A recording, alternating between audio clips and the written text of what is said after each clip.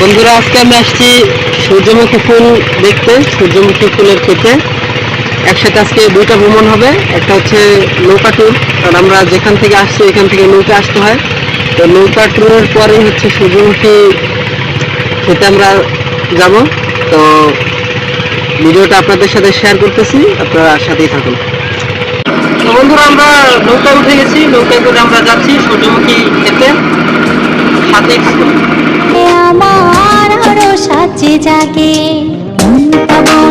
নদী পার হয়ে এপারে চলে আসছি।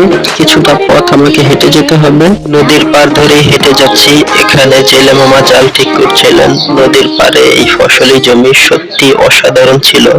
তো বন্ধুরা, দেখতে পাচ্ছেন আমরা ক্ষেতের খুব কাছাকাছি চলে আসছি। আর একটু সামনে গেলেই আপনারা আমাদের সেই সূর্যমুখী কাঙ্ক্ষিত ফুল ক্ষেত দেখতে পাবেন। তো আমাদের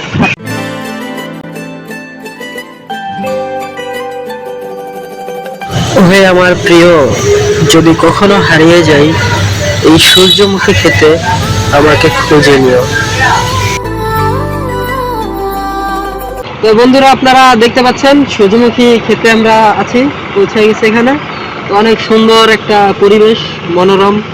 এখানে দূরে দেখাও, দেখতে পাচ্ছেন এখানে হচ্ছে একটা নদী।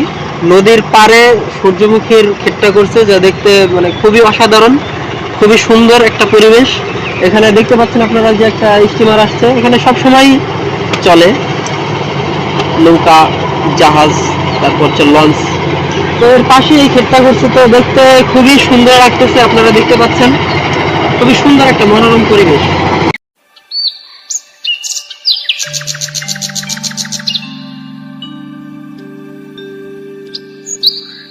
তো বন্ধুরা, এটা হচ্ছে পটুয়াখালী জেলার বাউফল থানার তেঁতুলিয়া নদী। আপনারা দেখতে পাচ্ছেন এই একটু সামনে হচ্ছে তেঁতুলিয়া নদী। আর এই যে খালটা দেখতেছেন আপনারা, এটা হচ্ছে তেঁতুলিয়া নদীর উপশাখা একটা খাল।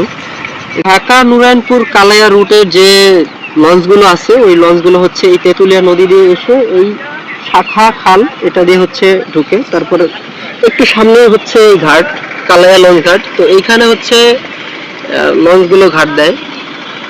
তো আপনাদেরকে দেখানোর চেষ্টা করলাম। আজ এই পর্যন্তই। ভিডিওটি ভালো লাগলে সূর্যমুখী ক্ষেতে ঘুরে আসুন।